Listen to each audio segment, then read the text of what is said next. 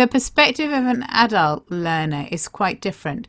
What's interesting is that I realise how quite often I know what I ought to do, but for the life of me, I can't get myself to do it yet. Power to Live More with Jo Dodds.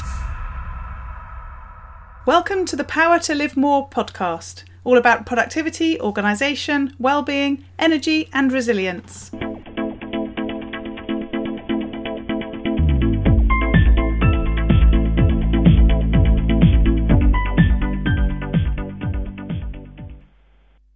I'm Jo Dodds, and I started this show to enable interesting people to share their stories about how they use their power to live more, and by that I mean to do the stuff that they want to do more than the stuff that they need to or should do.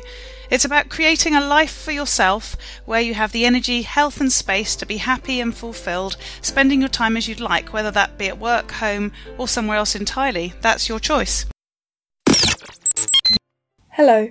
My name is Ellie Dodds and I'm co-presenter, and today Jo's interviewing Dr. Penny Pullen. Penny and Jo have known each other for years after meeting at a conference. They've masterminded together and Penny's been on the show before. Given her expertise in virtual working, now was a great time to get her back. Dr. Penny Pullen is a renowned expert in virtual and hybrid leadership. She's the author of the bestseller and CEO Today Top 5 book for lockdown, Virtual Leadership, Practical Strategies for Getting the Best Out of Virtual Work and Virtual Teams.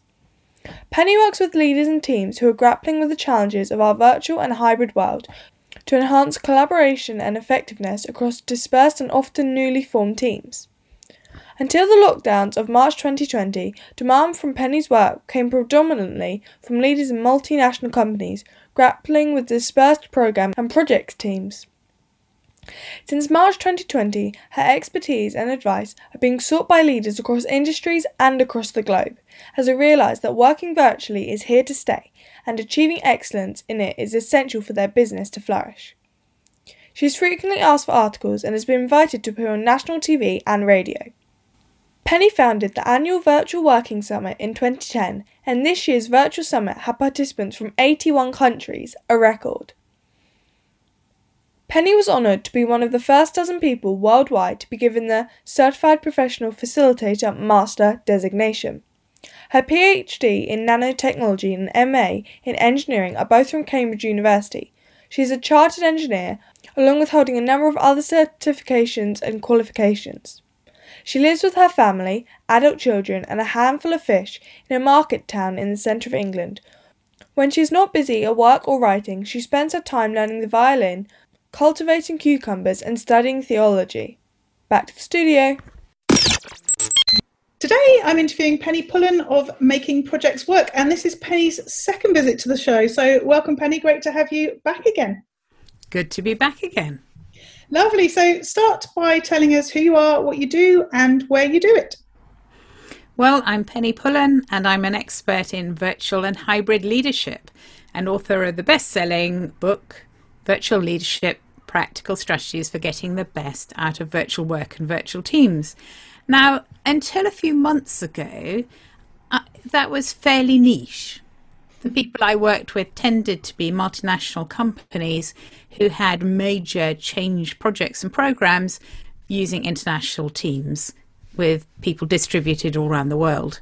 And obviously in March, most of the world suddenly discovered that virtual leadership was a good thing. And nobody asked me what on earth virtual leadership means anymore. And so I do that. Where do I do that from? Well, I have an attic office in my home in Loughborough, which is slap bang in the middle of the UK, north, south and east and west as well. Lovely. So I then normally ask people how they got to do the things that they do. And actually, I really want to ask you that because, as you say, what you're doing now is something that people didn't really, or rather not everybody was interested in only a few short months ago. And now almost everybody, you'd probably say the majority of people of some shape or form have been doing work from home. And this has become, much more in the sort of public domain, as it were. But actually, it was another awful situation that kicked this off for you. So tell us a bit about how you got into being an expert, the expert, I'd say, in virtual leadership. You're very kind, Jo. Yes, it was nearly 19 years ago. I was really, really excited because I was about to launch my very first global program for Mars Incorporated, who I worked for at the time.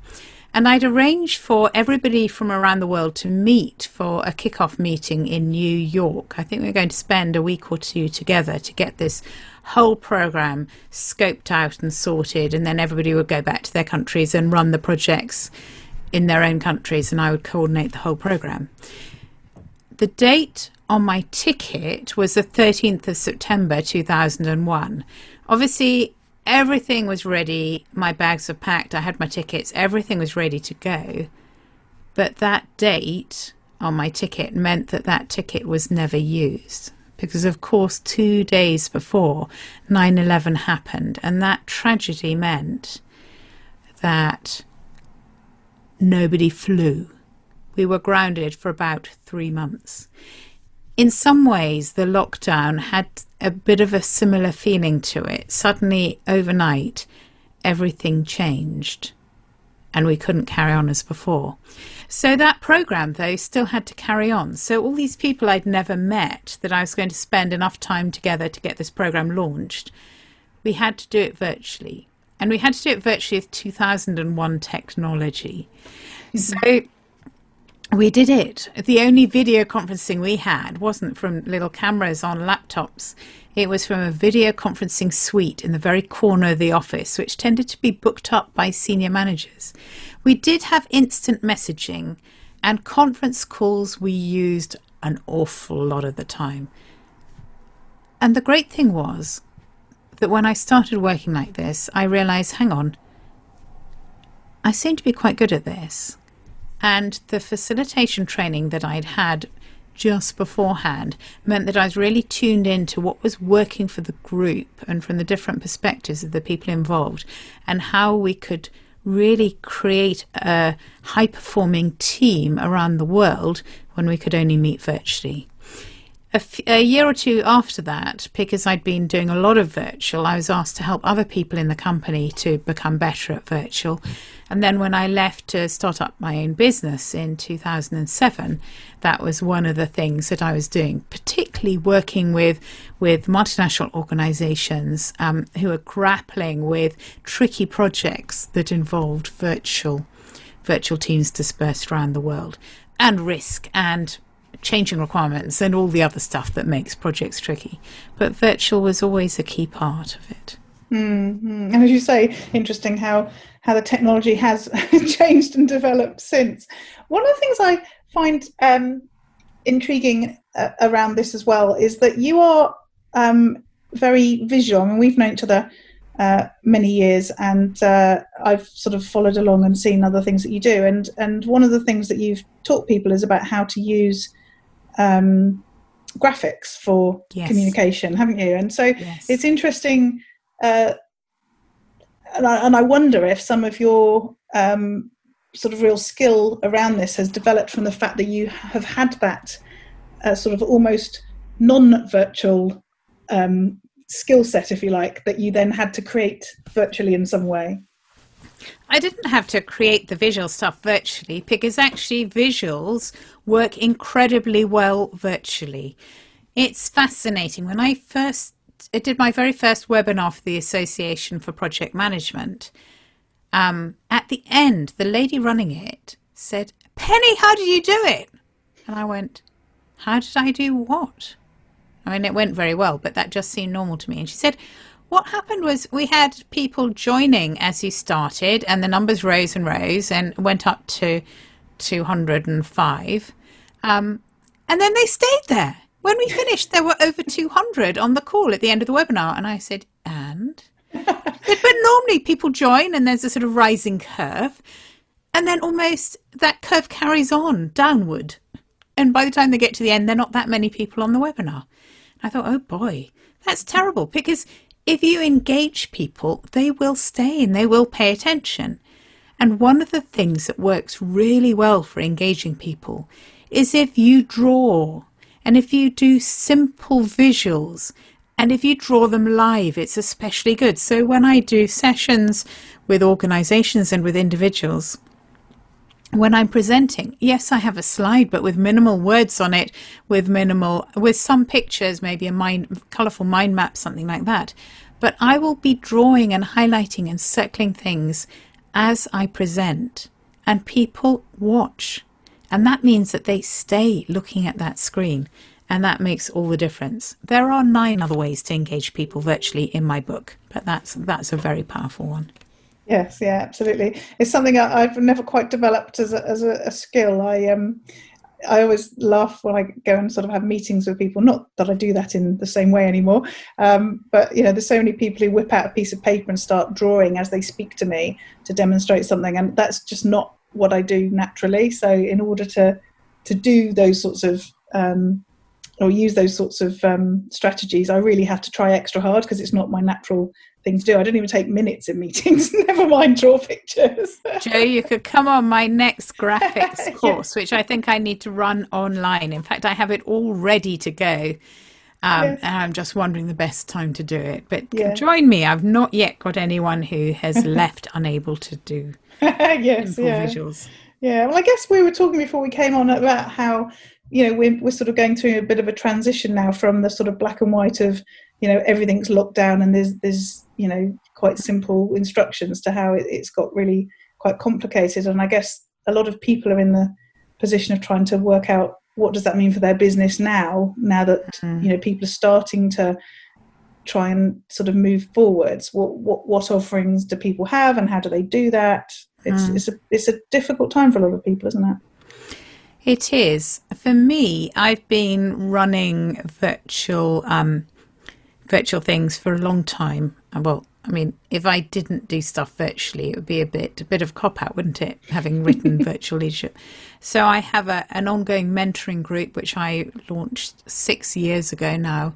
And that's something that builds community and support amongst a small group of people over a year, although many people have stayed on for 2 years or more. So that's been interesting. And some of those people I've never met face to face. And I have run a graphics course virtually before. I've just had lots of videos redone, thankfully, last year before lockdown, which really make it very clear so that people will be able to see. Yeah. So tell us a bit about how you sort of get done what you get done within your business. You always come across as somebody who's very calm. And I was reflecting on this week. You've got one of your regular summits, which you'll be able to explain a bit about in a moment. And where many people have sort of gone on and developed and done sort of bigger things, and they have like 30 speakers and whatever. You very clearly stuck to something that is obviously working for you, and I see a real consistency in what you do and a real sort of calmness. And I'm just really interested in how you sort of develop your business and how that happens. Really, is it? I suspect it's natural. You're a calm person. But tell us more. Well, you can either be calm or you can run around like a headless chicken screaming, and probably calm is going to be the most effective, especially in a crisis. Yeah, it's funny. I tend to be very pragmatic. So I see all these summits where there are 30 wonderful speakers in 1 week. And I think, overwhelm. And if I register, I probably go to none of them because it's too much. Before lockdown, people were busy. And now in lockdown, I've just been speaking to a neuroscientist, actually, Dr. Linda Shaw.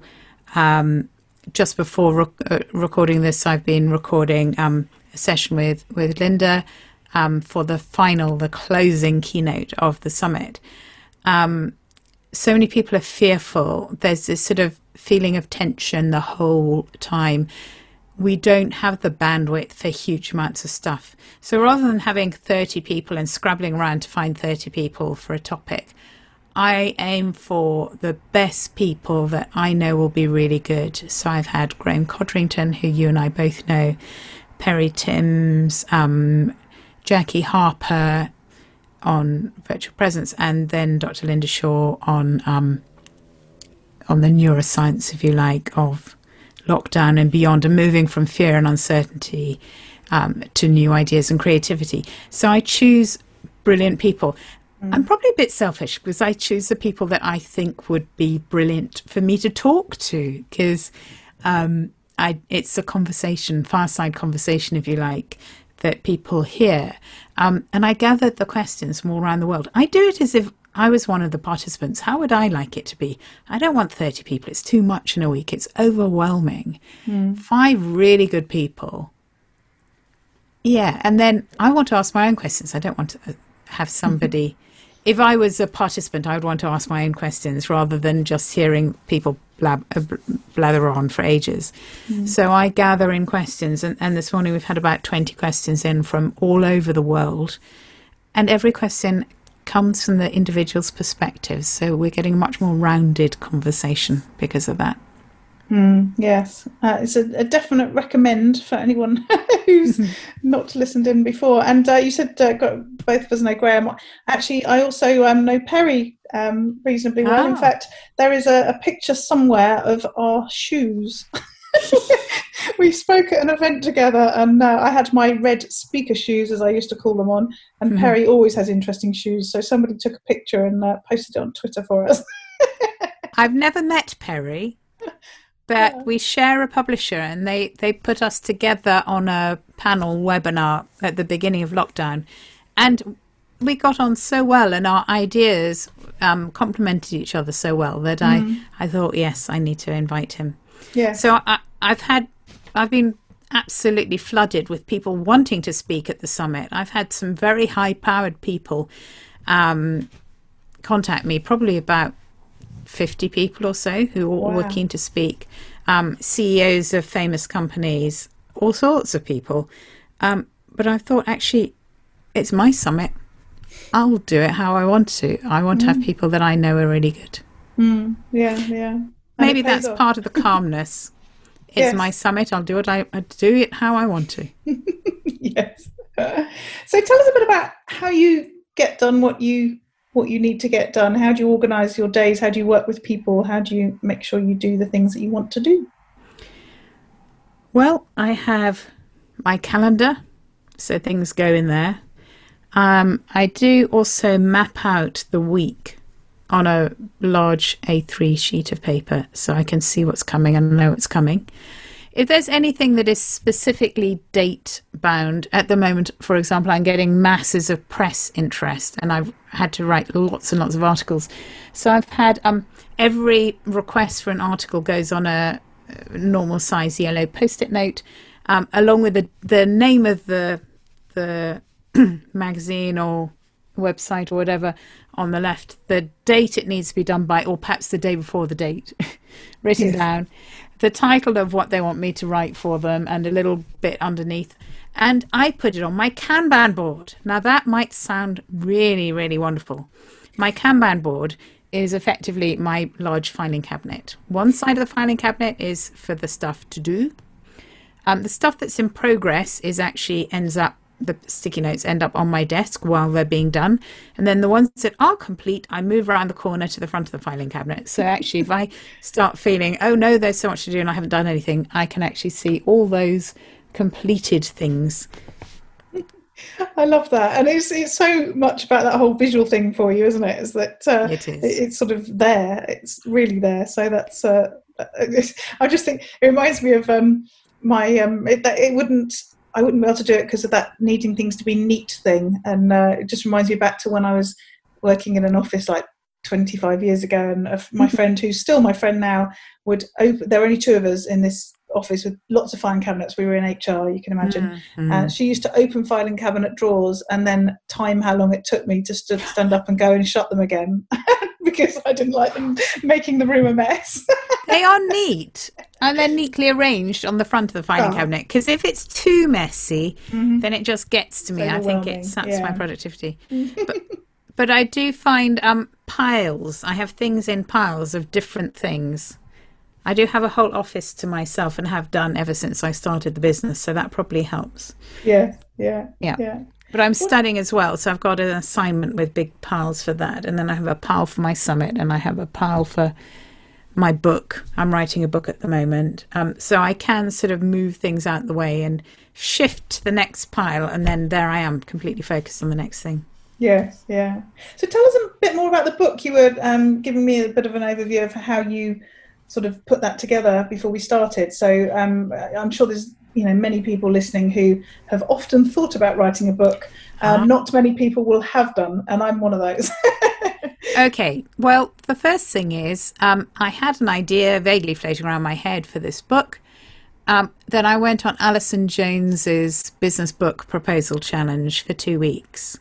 And by the end of the 2 weeks, having not really intended to write another book yet, as I'd just published the last one, I actually had a fully worked proposal that actually won a competition and got a publishing deal. Oh, wow. That was a while ago because I sort of paused. The way I write a book is I map it all out. So I then work out what's in each chapter. Then once I've got each chapter, I then mind map it in colour using computer mind maps. So they're on the computer, but I then scribble all over them. So I finish my books in mind maps before I start writing anything. Then the first thing I write is the acknowledgements, about saying how wonderful everyone's been. And maybe it's a bit like a vision board or something, but it seems to happen if I get excited, if I sort of imagine the future having got to the end of the book and it all having been done beautifully, it seems to come true. So as it works for me, it has done so far. I'm sticking to it. It does seem to work. And then the next thing that I do is I take each chapter, the mind map with scribbles all over it, and I probably come back to the mind map several times. I then use transcription. I record myself speaking the chapter, get it transcribed, and then that's the first draft, which of course is probably not brilliant at all, but it's much better than starting with a blank sheet or a blank screen for me. I used to have a transcriber, then I moved to rev.com, and very recently I found a couple of things. One is otter.ai, which is free. And also does very accurate transcription, which I was very impressed at.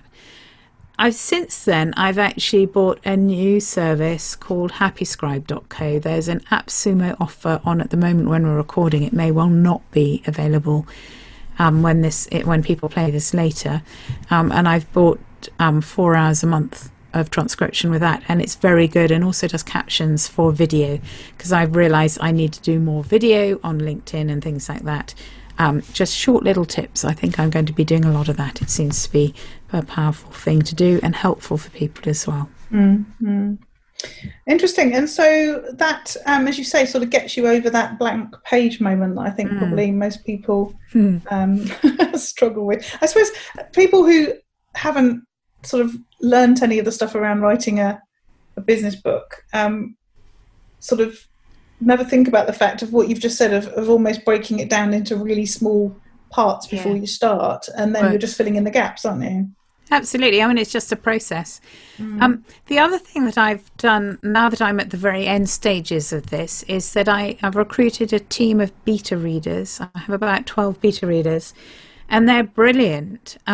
I put everything up on Dropbox. They read through and put comments on them. Really useful comments. In fact, I could spend my whole time responding to the comments as opposed to churning out the next chapter. So I've decided I'm looking at the comments, but I'm not actually going to work through them systematically and update the things I've already put up until I've actually got the whole thing out, and then I'll go through and use the comments. Obviously, I'm using the comments in the next chapters because I've seen that people have responded. And that means that then I've got all these people, as an extrovert, all these people going, ooh, when's the next chapter appearing, is helping me to get going. Yes. So it built-in accountability as well. Brilliant. So just sticking on that theme of sort of getting other people involved, do you work with other people? You've obviously, as you said, you've sort of outsourced things before using like rev.com. I guess that's not individuals that you know particularly, but have you done that? Do you do that? I have a wonderful VA, which is probably the reason why I'm so calm in one of my virtual summit weeks. She lives in South Africa, so she starts before me an hour in the summer, 2 hours in the winter. If I send something over at the end of the day, she will often get it done before we start, before I'm back in the office, which is marvellous. And she's very reliable, and that's made all the difference. She does a lot of the routine things that I just find so boring that I don't do them, or I do them badly, or they take an afternoon to send out one note or whatever. She does the regular things like that, sending out messages to my mentoring group and things like that. Yeah. It makes a huge difference. I did think it was interesting that you'd booked to record this during the week of your summit. Most people wouldn't have done that. But we're on Wednesday, you see. All the interviews are now recorded. I just done the last one. And yes, I do need to check the transcriptions, and I do need to get the files ready for Friday's session. But yeah, all of the bits are, once I've done the interviews and got them sorted, I just send them over, and everything appears on the website as if by magic. Oh, lovely. So what about other sort of tools and apps? We talked about your penchant for paper, in common with most of my guests, but I know that you do use other things too. Any that you'd recommend? Yes, one that I use a lot in terms of, if you like, an equivalence of paper is one Autodesk Sketchbook. I have used it in the past as Sketchbook Pro, but it's now available for free for PCs and Macs. It's a very simple, straightforward, reliable drawing app for PCs and Macs.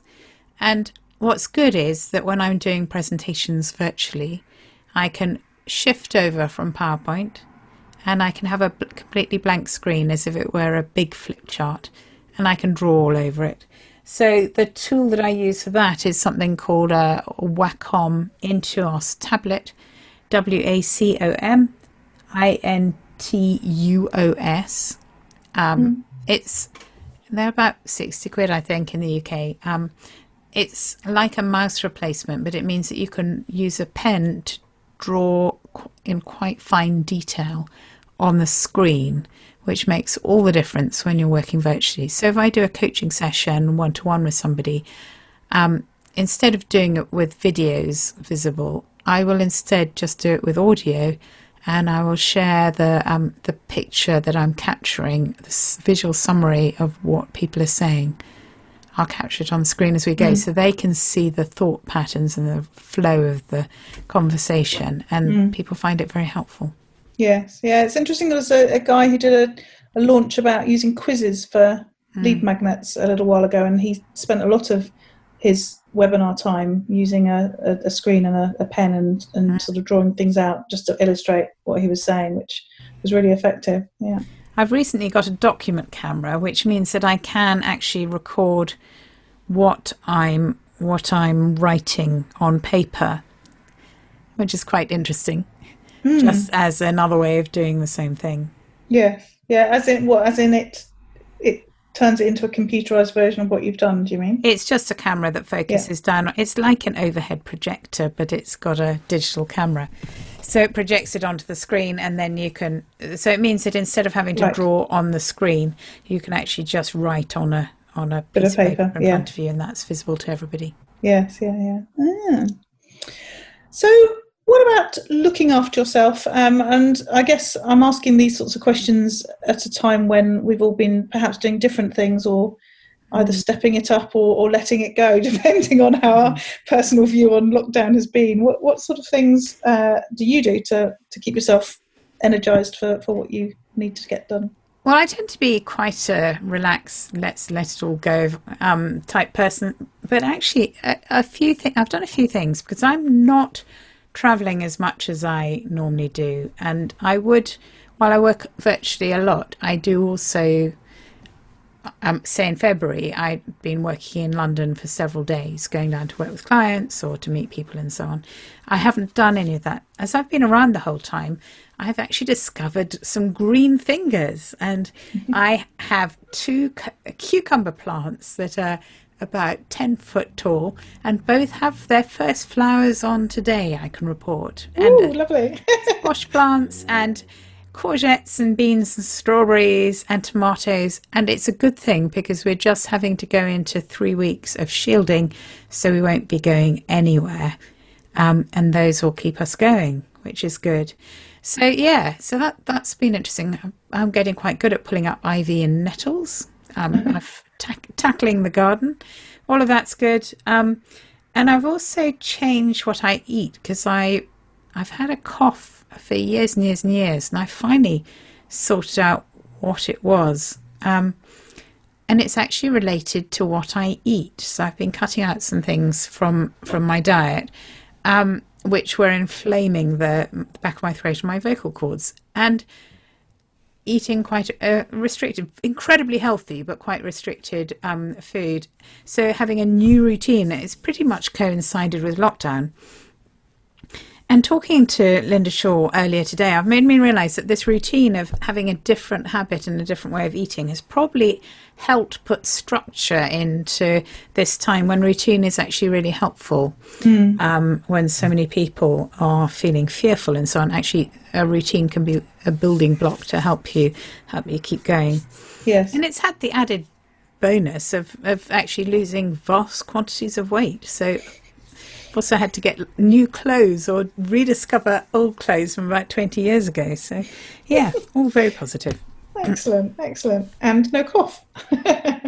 No cough as yet in this session. Of course, having said that, you know what will happen next. Yes. It's funny, I've been working with some students around running webinars in the last few months, and there's one guy who every time he goes to run a webinar actually coughs all the way through it, and he hadn't realised, and it was only because I was critiquing it that I sort of noticed it. And so we were saying it's obviously some sort of nervous reaction to the situation, because he doesn't do it the rest of the time. It's interesting. How funny. I love being on webinars. I think I sort of relax even more. Yes. Normal. Yeah. So next question is about what you do to relax, and I'm particularly asking this question because I know already and I have something to contribute to this too, but you tell us first what you do. Well, I started learning the violin as an adult about 40 years after my mother had such found it so difficult. 3 months of me and my sister learning the violin when I was about 4 or 5 or 6 or something. She found it so hard to cope with that she actually sold our violins without telling us. Oh. And anyway, so I came back to it when my child was about to learn the violin. I said, can we have joint lessons? And yeah, I've been learning ever since. But about 7 or 8 years ago, a wonderful teacher, really wonderful teacher that I had for a year, emigrated to Barcelona, and I was heartbroken because she was such a good teacher. And the teachers that followed weren't a patch on her at all. So at the beginning of lockdown, we got in touch. I said, what about doing a Zoom lesson or two? And she agreed. And so every week on a Sunday afternoon, I spend an hour having a violin lesson. And then the idea is that I'm meant to do quite a bit of practice every day. Doesn't always happen. No. It's been crazy, and all these articles people have been asking me to write and so on. But it's good. And when you're playing the violin, there's no way you can think about pandemics or business or your to-do list or anything, because it's so complicated. What with the bow hand and the everything else, and the pressure and the angle of the string and the getting in tune and goodness knows what else. But I love it. And actually, having had a whole lockdown's worth of lessons, I'm surprising myself by how good it sounds. So I'm so pleased that you were able to reconnect with your violin teacher, because I guess it's not something that, it wasn't something that you thought about. And, we've had the same. Ellie is having singing lessons, and she's had her piano lessons throughout lockdown through Zoom. And the singing quite funny because her teacher's like in his 70s, and he kept saying, "Oh, not very technical." And in fact, I don't think they're doing it through Zoom; they're doing it through FaceTime, because that's about all he could manage. But it has been funny. But I follow along on Facebook with you because we've been friends for years, and I saw you play your violin on the doorstep. That was what was that? to do with your orchestra? Because you had some... Yes, let me tell you about that. That was actually just around the time that I had reconnected with my teacher. And it's really quite bad technically. But what happened was there's a movement of musicians playing Ode to Joy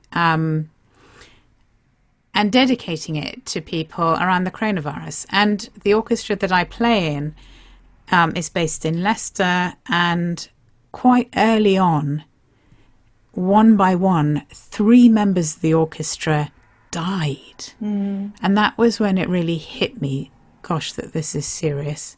Yeah. Because they weren't ancient, and they weren't, a few months or weeks from dying.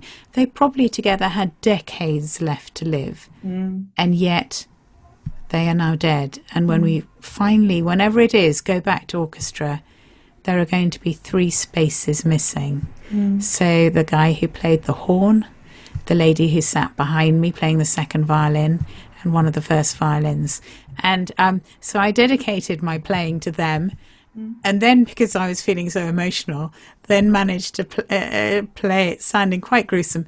But what was lovely was that when I posted it on Twitter, the head of one of the music departments in one of the universities in the UK, a professor of music, replied to say how very wonderful it was and how emotional and what a tribute. And I just thought, oh. Yeah, that's really lovely. Yeah, there was a couple of things for that for me. The first one was, a lot of people, even throughout and even now, I feel haven't taken some of this stuff seriously, and certainly somebody I have sort of work connections with absolutely believes that it's all made up. And, I very quickly said to him, well, clearly you don't know anyone who's died. And at the time I didn't either. But, your example, I'd listened to that early on and thought, that's scary, at that stage. And then another friend of mine said that her and her daughter in lockdown have decided to become the old sort of Victorian, or was it Edwardian, accomplished ladies. so they did a list of things they were going to sort of do and learn and so on. And her daughter was teaching her the violin, and she'd also got her flute out from when she was young. And so the combination of those 2 things happening, I actually went and found my violin from my wardrobe, and I got out, ordered myself a music book, and thought, because I have a bassoon and I sing and I play the piano, but I thought, I'm going to see if I can play the violin still. And what was funny is I can just about, and it's not as bad as I thought it was going to be. And then the second time I went to play it, I was tuning it, and I thought to myself, I had to buy a new bow as well, because all the bow hairs had pinged off for years. I mean, literally, I played violin at school. I last played it in the sixth form when I had to do grade 6 to get my music A level. And so I had to get a new bow, so I'd done that bit as well. So I played it the first time, and then the second time I went to play it, I was tuning, and I was thinking to myself, it's amazing, these strings have been on this violin for like 35 years and they're still working, at which point it pinged. Yep. Off, and then the other one nearly did the same, so I had to buy a whole new set of strings, and I haven't got around to putting them on yet. So today is inspiring me to go and replace my strings and have my second violin playing moment since lockdown. So thank you, Penny. Perhaps I should put you in touch with my violin teacher in Barcelona. Yes, exactly. I perhaps need to get a little bit better before then. But do you know what I found really interesting is that whole sort of perspective of sort of maturity, in that I remember when I was playing, when I was young, and I used to hate all the different positions, and I used to like playing open strings because that was easy, even though you weren't supposed to, because you got told you shouldn't because they sound harsh and everything else. Yeah. But it was interesting playing just literally the first time with not very much talent. I didn't want to play open strings. I was going into position so that I didn't play open strings because it sounds so horrible if you do. And I thought, I never totally embraced that concept when I was 17 because I couldn't be bothered, whereas now I understand the beauty of music too much to use the open strings when I don't need to. Isn't that interesting? Oh, and I'm a bit better at vibrato as well. The perspective of an adult learner is quite different. What's interesting is that I realise how quite often I know what I ought to do, But for the life of me, I can't get myself to do it yet. Yeah. And so because of that, I've been so much kinder since to my own, to the people I'm working with on practical things, for example, facilitation skills. People may know how to do something, but habits die hard and they're likely to do other things and need reminding, just as I need reminding many times. Yes, try this, a little bit lighter, try a little bit lighter. Try a little bit lighter. I know in my head what to do, but there's a difference between knowing it in your head and actually being able to do it. Yes, absolutely. The other thing I've learned, which sounds so obvious every time I say it, but I do keep repeating it, is how much practice makes a difference. Because I've been playing the piano nearly every day since lockdown, even more than I ever used to. And clearly, my playing has improved massively. And I keep sort of going, it's amazing, isn't it? What a difference practice makes, which of course is, obvious. But I've seen it. Do you know what I mean? Yeah. keep trying to tell Ellie that as well, but it's not quite having the same sort of no my kid doesn't practice.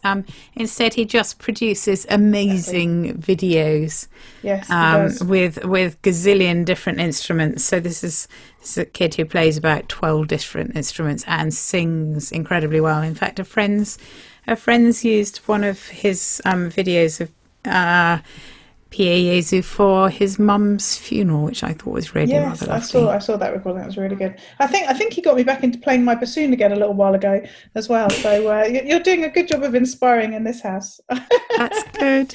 Good to hear. So what about learning and improving yourself? I know you're somebody who does do that all the time. How do you do that? With others, if at all possible. So I've just been on part of a program to really hone in my speaking skills, because I'm being asked to do more and more inspiring talks around virtual leadership with organizations. So I've done that. And then in August, I'm going to be doing a program with Dr. Linda Shaw around the application of neuroscience to the work that I do. So that's going to be fascinating. So yes, learning things with other people is really important. And quite structured from what you said as well, as in sort of spot a gap, spot an opportunity and then go and find teaching. The other thing I do is I read books voraciously. I just read huge numbers of books and find them so useful.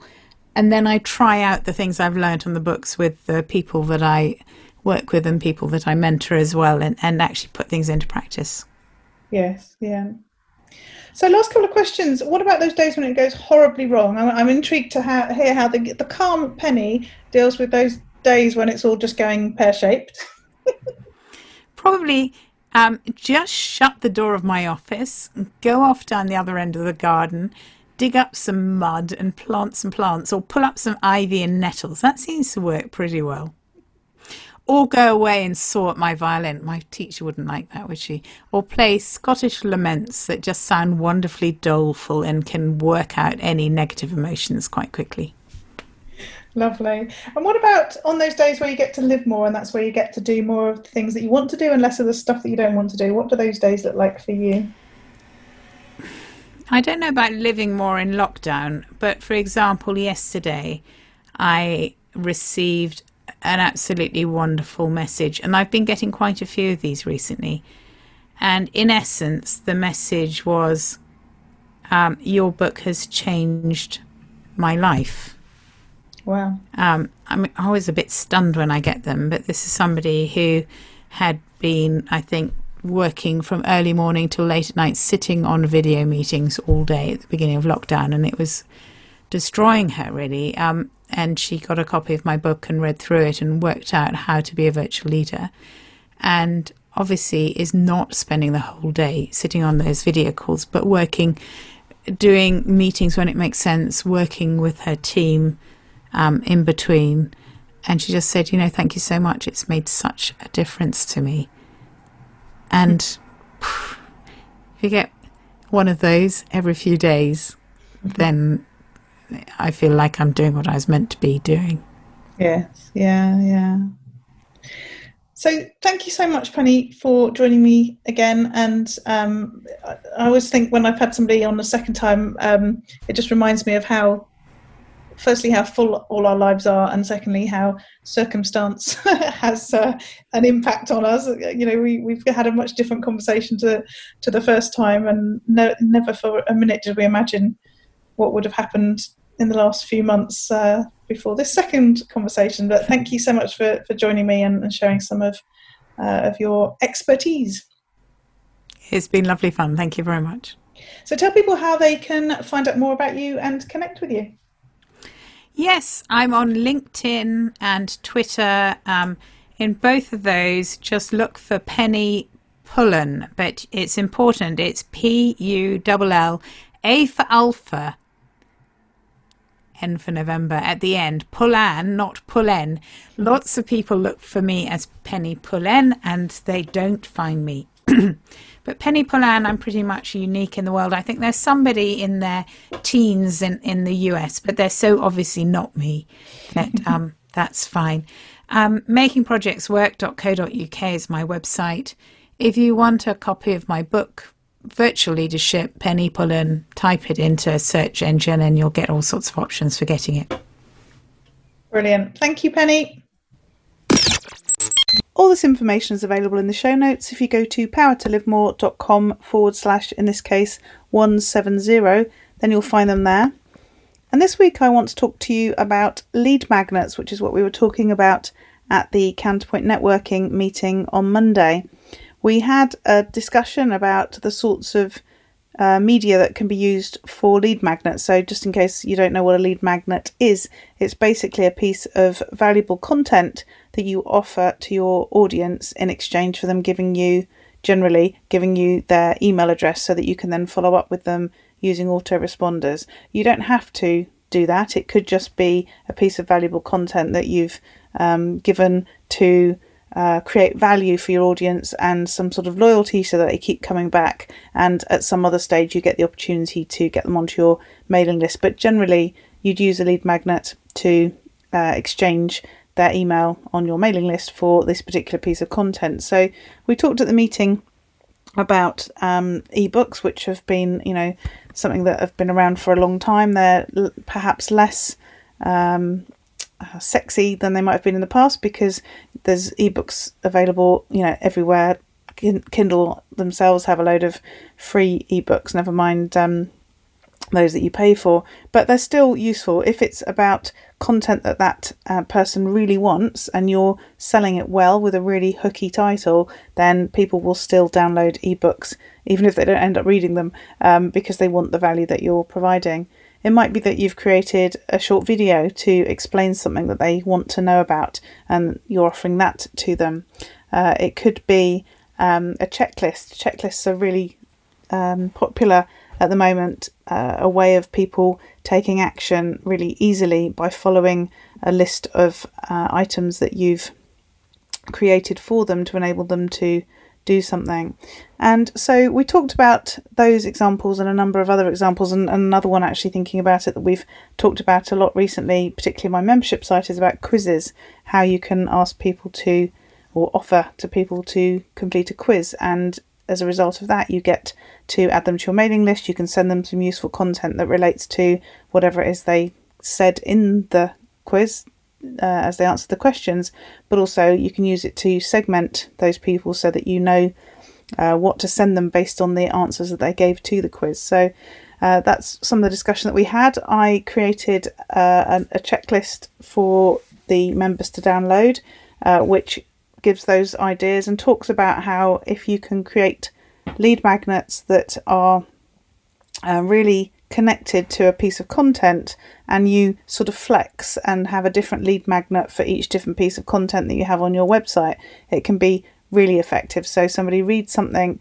on your website, they read your blog, your article about a particular topic that they want to find out more about, and then you offer them a deeper dive into that information in some way, and then you can see how people are much more likely to take you up on that and download or sign up for the lead magnet at that stage. So just so you know, when we have meetings, I make some notes and I create a blog post on the Counterpoint Networking site for the people who've been at the meeting. If you join Counterpoint Networking, which is free, and you come to any of the meetings, you can get access to all the meetings that are on the website. So if you're interested in getting that download, then do go to counterpointnetworking.co.uk and join as a free member. The other thing is that I found an article following the meeting that was written on the blog of cindybidar.com, who I have had on my podcast, in fact, and she talks about 11 creative lead magnet ideas to grow your list. And there were some great ideas in there about things like creating calendars and planners that people can download, and habit trackers. And she talks also about quizzes, and one that was particularly interesting to me because one of my members has been creating some training around Trello, is one of the suggestions was to create a Trello board that you could then share with your audience around some sort of plan, whether that be a holiday plan or a social media plan or even a lesson plan, thinking about all the homeschooling people have been doing. So that was a really interesting article as well, which I have shared on my social media, but again, the link to that is in the article on the Counterpoint Networking website if you're interested.